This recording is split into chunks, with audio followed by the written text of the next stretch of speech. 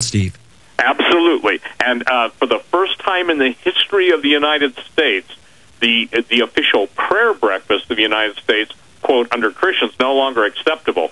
Christian imagery, Christian talk. Hey, even now, Christmas trees can't be called Christmas trees, and I think it's the, National Park Service or somebody just announced today that there'll be no quote-unquote Christmas ornaments because it's too secular. Get this, ladies and gentlemen, you can't talk about Jesus, but everything else goes, and I got to share this with you.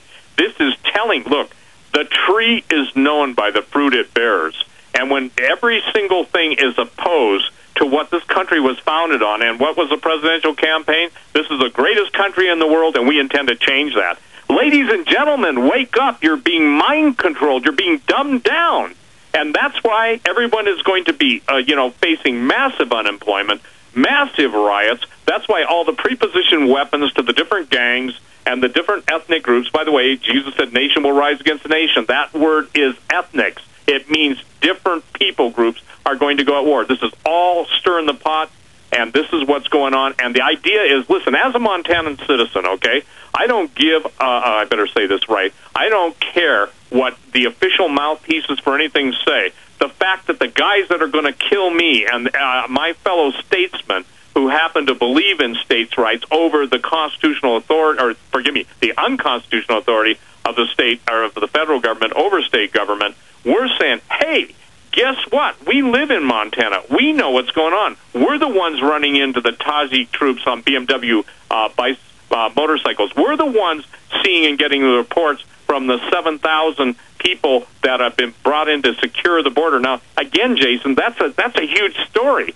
Even as we speak, jets come in from the leading mercenary organization of the world, and they take foreign troops up and train them in the area that they're going to secure, and then they take them back to whatever military bases that they're bivouacked at. And at some point, and it appears that point is near, I do not know the day or hour, but I can tell you this, with everything that's going on, we're getting closer and closer and closer. You sense it, Alex sense it, and now we've gone from the word sense to absolutely seeing it, hearing it, and experiencing it with our own eyes, with our own ears, and that's what we're making the scream about. Hardin, Montana is a foreign mercenary training base in waiting. It is absolutely owned and controlled by Middle Eastern corporate entities tied in with different mercenary groups, Blackwater Z, whoever. Or, how about this? The Defense Logistics Service, Inc., that's another possible corporate entity. One guy that poo-pooed me yesterday, Jason, just found out that, hey, guess what? The address that they're registered to is a medical marijuana depository.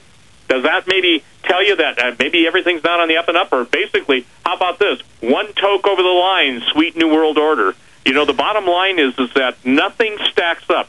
If you and I were basic rookie cops or rookie detectives, when we follow all the leads of all the evidence and we get rid of all the fake and all we're left with is the root, that's what we're following. And when you follow the money, you come to the same conclusion that Alex, you, and I, and others have warned about.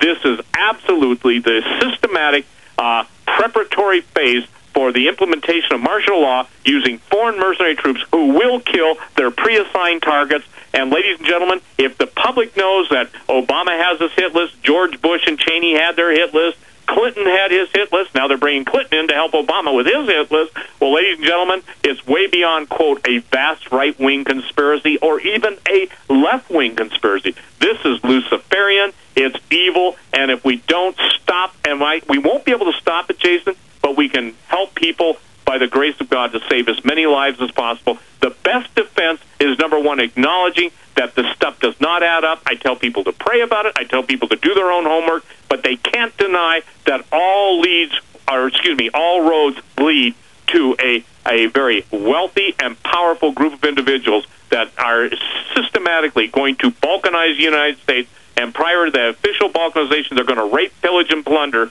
And again, it's going under. And I'm sorry, but that's as blunt as I know how to be.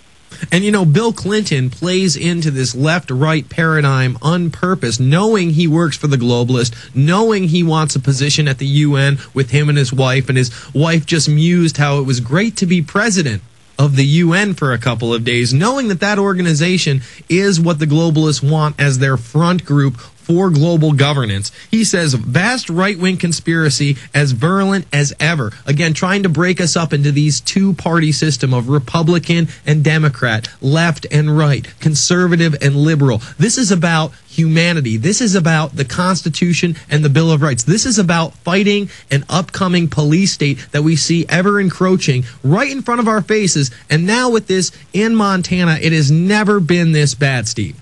It has not, and this is like Alex, and God bless him, and he keyed in on it.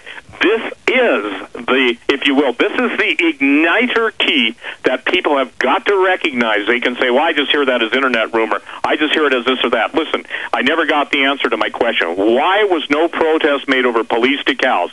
Becky said not for official purposes. I can tell you this. I have enough photos to prove that that is not true. It was never put on their cars. And again, why did no one question? Well, I'll tell you why. Because people that were in a position of authority were hired by APF. And that tells me a lot, Jason. And again, we've got to recognize that this is very, very, very sinister, and I use that word in the full, I guess you'd say, understanding of how deep the roots go. This is as blatantly in our face as it can be. And those of you who think, well, this doesn't bother me because it's in Hardin, Montana, you don't know what's going on in your own city in some closed-out warehouse. And when the go signal is given, they plan to come down on a full-fledged hammer. And I want to say, and I don't know how much longer I have, but in closing, those of you in law enforcement, even in Hardin, Montana, whether you're tribal, whether you're community, whether you're county, those of you who are being bought off at this point, you will be blown off at a later date, because with all of the foreign observers / military personnel being placed into police departments throughout the country, their number one duty is to make sure that the underlings follow the orders, and then once their orders are fulfilled, they are the ones that will off the people that have fulfilled the assassination of their fellow countrymen. We watched it in Hitler, we watched it in China, we watched it in Vietnam, we watched it in, obviously, Cambodia with Pol Pot. We've watched it all over the world. You know what's amazing, Jason? History now is irrelevant, because only thing that matters to the American public is their daily dose of mindless entertainment. And they don't recognize, and I've said this, that when the parachuters are coming out of the sky and the roads are blocked up, this isn't the time to go up and say, gee, is this a movie and can I get a few bucks for being an extra?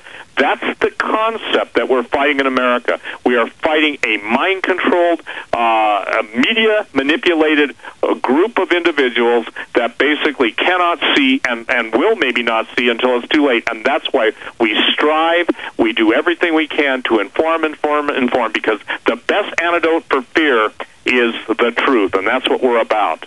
And if you don't think we can succumb to mind control, folks, you just mentioned Red China and Mao and the unbelievable atrocities and genocide that occurred there. But just today, China Communists marked 60 years in power with parade. Over 80,000 children in Tiananmen Square spelled out Chinese character for national celebration with red and gold placards to begin the celebration. Later, the placards read, "Obey the party's command and serve the people." Meanwhile, you see it come to America as the Empire State Building is lit for China, red, yellow. It's unbelievable, but it is occurring. It's happening. I mean, I interviewed, these Falun Gong protesters at the G20, and although they could report on all these horrors, I asked them if they thought they lived in a police state, Steve, and they said no.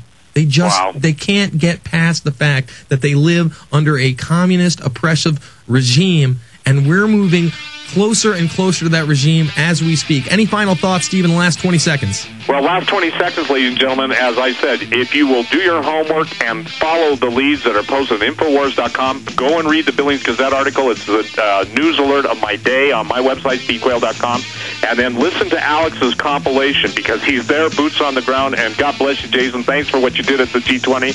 And ladies and gentlemen, pray for Alex and everyone's safety. Thank you. We'll be back after this. It's the Alex Jones Show. Hi, it's